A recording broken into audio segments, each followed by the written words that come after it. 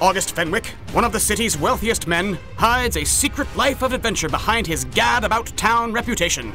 In reality, he stalks the streets and alleys of the city that he loves to defend those who cannot defend themselves. Only his trusty driver, Kit Baxter, who joins him in his quest, knows who wears the Mask of the Red Panda.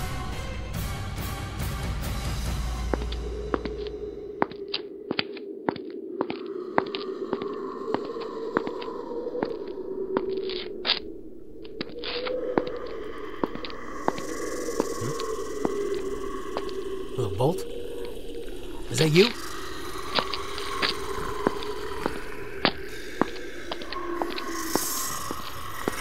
What? No! No! Please! Bolt! Bolt! Help me!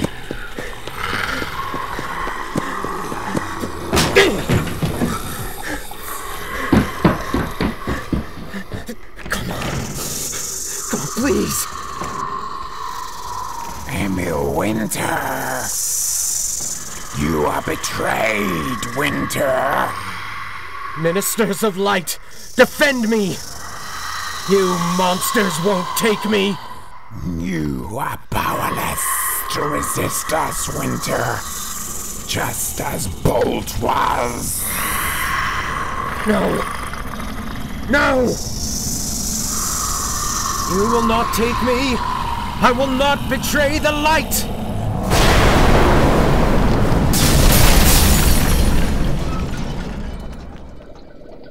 But it's so shiny and pretty. What brought on this sudden fascination?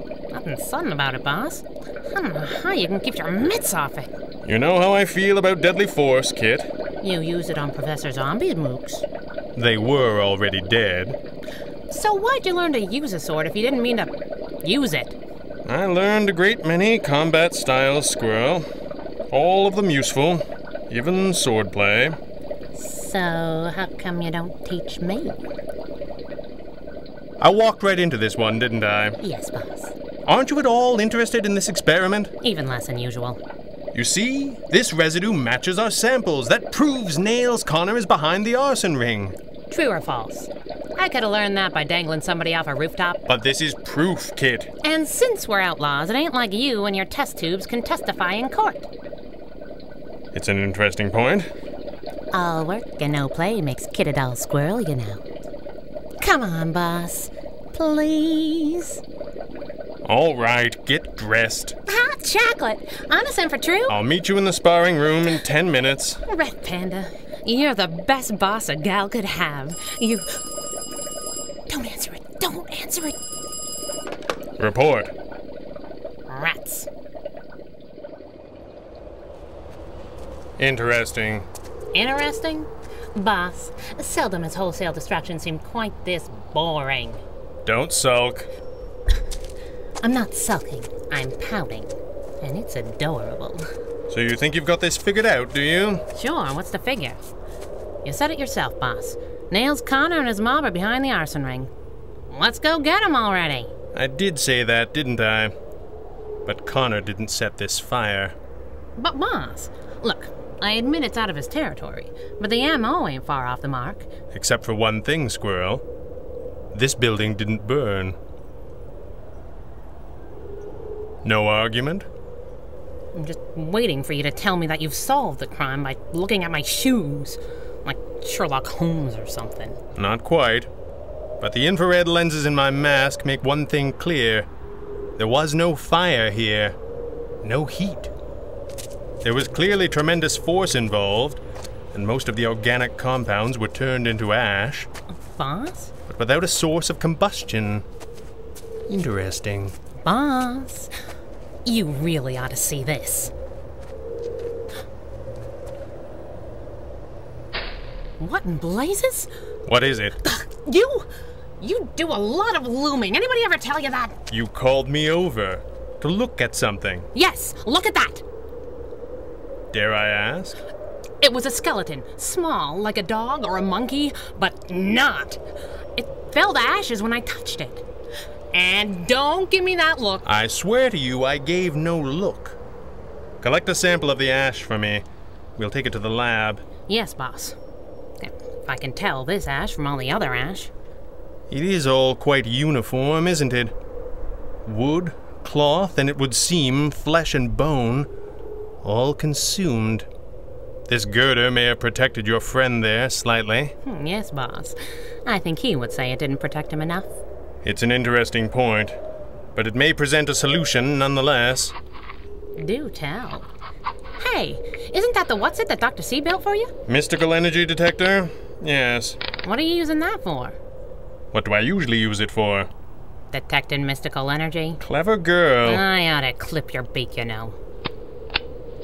Are you even sure that thing is working right? We'll know in a moment. Oh. That ain't a good O, is it? Well, that depends. It means the device is working, at any rate. Oh, good.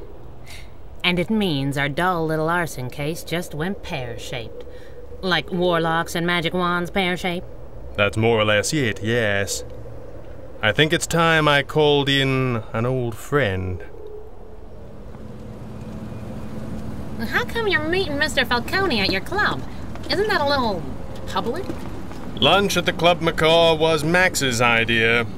I was just glad to reach him on such short notice. Sure, but it seems like ages since we've seen him. I'll be stuck out here in the car park. If we're to unravel this mystery without further bloodshed, the stranger may be our only hope, Kit. Besides, I think you distract him. It's true, you know. I distract a lot of people. Present company accepted.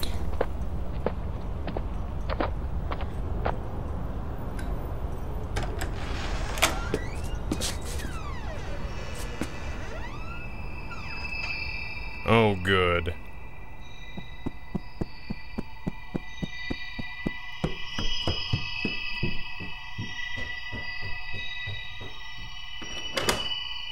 Ah, there you are, dear boy. I was beginning to feel ever so slightly stood up. Nice to see you, Max. Mind my asking what you've done to these people? The people? Oh, nothing at all, dear boy. I've stopped time, is all. Stopped time. Well, bent it a little. I hope you don't mind my starting without you. Help myself to something on the waiter's tray. Would you like I'm this? fine. You really should try and enjoy yourself a little, Red Panda.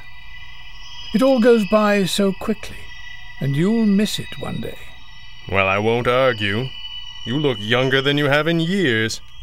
It's your fault if I am, you know. I was quite content in retirement before you pulled me back into the game.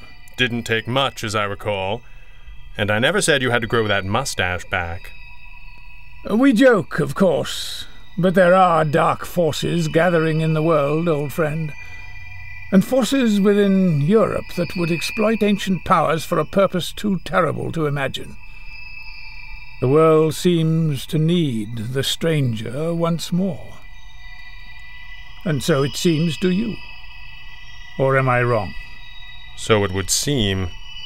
Forgive me, I'm not sure how much of my message got through. Enough. Look at this. This is Emil Winter, a dealer in rare antiquities. How rare? Kaboom rare, as she would say. How is the flying squirrel, by the way? She's all right. She says hello. You know, old boy, you really ought to. Message received. None of my business. Where was I? Ah, yes. The end of the world. Here's the story, as far as I've been able to gather. What the? Leaping lizards? Flying squirrel to panda? Come in, Red Panda! Boss, we got company. So this man, Bolt, he is Winter's contact? He was. They found Bolt's body this morning. He'd been eviscerated. By teeth. Lots of teeth. Bolt was a council operative and a traitor.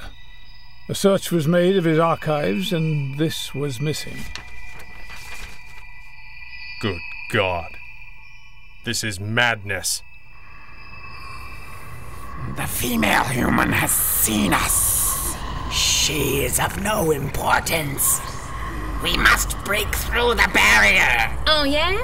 Break through this! Impossible!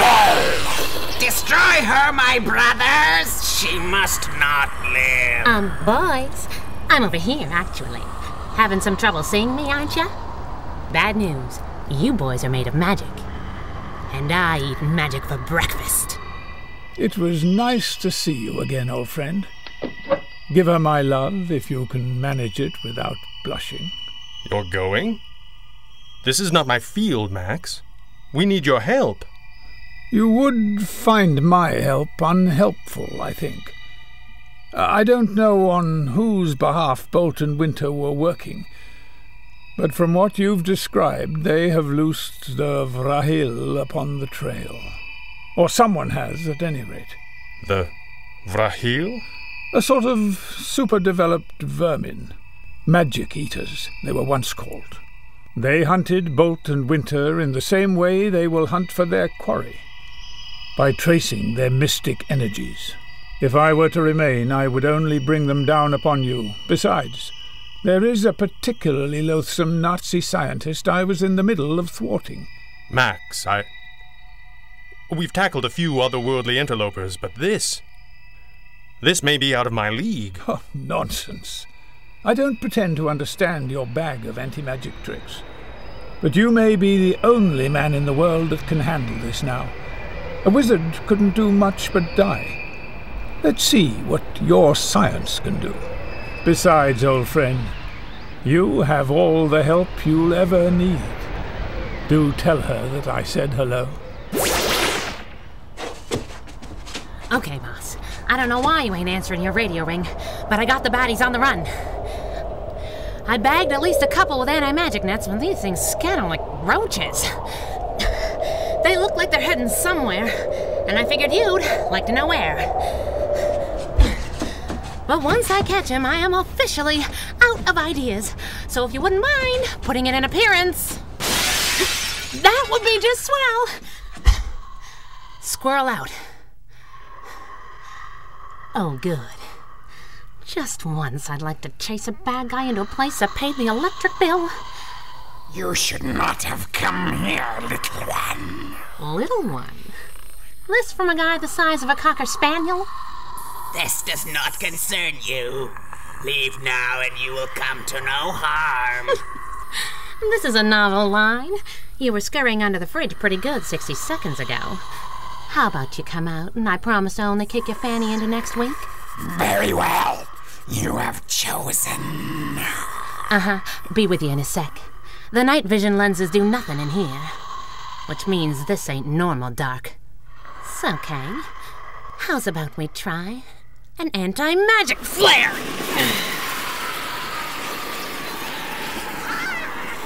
Oh, swell.